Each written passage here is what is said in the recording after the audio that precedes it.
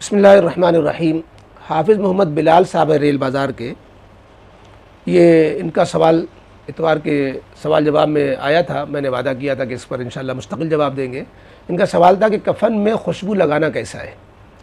اصل میں یہ سوال اس لیے پیدا ہوا کہ ریل بازار میں کفن پہ خوشبو لگاتے وقت کچھ لوگوں نے کہا کہ بیشتی زیور میں یہ مسئلہ لکھا ہوا ہے کہ کفن پر عطر لگانا یا عطر کی پھریری میت کے کان میں رکھنا ناجائز ہے۔ بیشتی زیور میں یہ مسئلہ لکھا ہوا ہے دوسرے حصے میں، جہاں نماز جنازہ کا بیان ہے، کفن پر عطر لگانا یا عطر کی پھریری میت کے کان میں رکھنا ناجائز ہے۔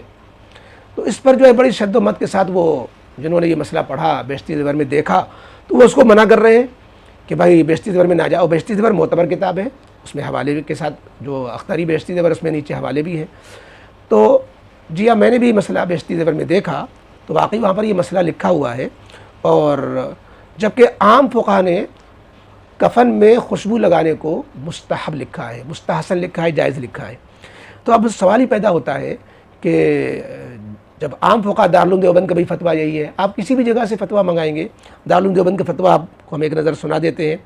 دارالعلوم دیوبند کے فتوے میں ہے کفن کو خوشبو لگانا مستحب ہے، اور جن خوشبوؤں کا استعمال حالت حیات میں جائز ہے ان کا کفن میں لگانا بھی جائز ہے، اور جن کا استعمال حالت حیات میں ممنوع ہے ان کا کفن میں لگانا بھی ممنوع ہے۔ پھر حوالہ دیا ہوا البحر الرائق وغیرہ کہ تجمر الاکفان اولاً اور کیا ہے وطرن لأنه علیہ السلام امر باجمار اکفان امرات والمراد التطیب قبل ان يدرج فی المیت ویوضع الحنوط فی رأسه ولحیته وسائر جسدی ولا باس بسائر الطیب غیر الزعفران والورس فی حق الرجل۔ یہ جو عبارت ہے اس سے دونوں مسئلے صاف ہو جاتے ہیں کہ مرد کے لیے وہ خوشبو، مرد کے لیے وہ خوشبو جو رنگ والی ہوتی ہے، جیسے مہندی ہے یا زعفران ہے، ورس ہے، یہ خوشبو جو ہے مرد کے کفن میں نہیں لگانی چاہیے، اور عورت کے کفن میں لگائی جا سکتی ہے۔ پھر مرد کے کفن میں کون سی خوشبو لگانی چاہیے؟ جو عطر وغیرہ ہوتے ہیں ویسی خوشبو۔ تو یہ جو بیشتی زیور کا مسئلہ ہے وہ ان خوشبوؤں سے متعلق ہے، ان عطروں سے متعلق ہے جو اس طرح کی چیزوں سے بنے ہوئے ہوتے ہیں۔ اس لیے یوں کہا جائے گا کہ بیشتی زیور کے مسئلے میں اجمال ہے اور اس میں تفصیل کی ضرورت ہے، لہذا یوں سمجھنا کہ کفن پہ عطر لگانا ہی منع ہے اور اس کو ناجائز سمجھنا، یہ پوری بات نہ سمجھنے کی وجہ سے ایسا ہے۔ پوری بات کیا ہے؟ کتاب النوازل کے اندر چھٹی جلد میں مفتی سلمان منصور پوری نے جو جواب دیا ہے اس سے پوری بات واضح ہو جاتی ہے۔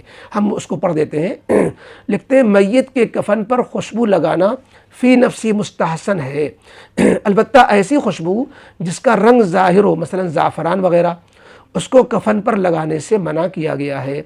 لہذا جن کتابوں میں ممانعت ہے اس کا تعلق رنگدار خوشبو سے ہے، اور جن کتابوں میں خوشبو کی اجازت ہے اس کا تعلق عام خوشبوؤں سے ہے، لہذا دونوں میں کوئی تعارض نہیں، دونوں باتیں اپنی اپنی جگہ درست ہیں، لگانا بھی صحیح ہے اور نہیں بھی لگانا ہے۔ تو سب خوشبو نہیں لگانا ہے، اور جو بغیر رنگ والی خوشبو ہیں، زعفرانی وغیرہ خوشبو کے علاوہ ہیں، ان کو لگا سکتے ہیں لہذا۔ اور اس کے بعد عبارت سے اس کو مفتی سلمان صاحب نے اس کو مدلل کیا ہے۔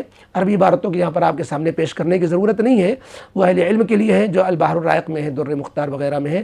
تو بہرحال یہ بات صاف ہو گئی کہ بیشتی زیور میں جو ناجائز لکھا ہے وہ مردوں کے کفن میں رنگ والی خوشبو اس طرح استعمال کرنا کہ اس کا فویا بھی کان میں رکھ دیا اور اس کو جو ہے رنگ دیا اس کے کفن کو اس طریقے سے کہ خوشبو والا رنگ رہا ہے، ورس کا، زعفران کا، کسم رنگ ہے، اس طرح کی کفن جو ہے خوشبو والے رنگ سے اس کو استعمال کرنا وہ منع لکھا ہے۔ وہ اس سے مراد ہے جو عبارت ہے اس کی تھوڑی سی تشریح کی واقعی ضرورت ہے، ورنہ تو بیشتی زیور میں جو عبارت جو آئی ہے اس سے غلط فہمی پیدا ہو رہی ہے، اور جو مفتی سلمان صاحب نے جواب دیا ہے اس سے بات صاف ہو جاتی ہے۔ دارالعلوم دیوبند کے فتوے میں بھی مطلقاً لکھا ہوا کہ جائز ہے، تو جائز بھی ہے ناجائز بھی ہے، اس کو اپنے اپنے موقع پر رکھا جائے تو انشاءاللہ یہ بات صاف ہو جاتی، ذہن صاف ہو جاتا ہے۔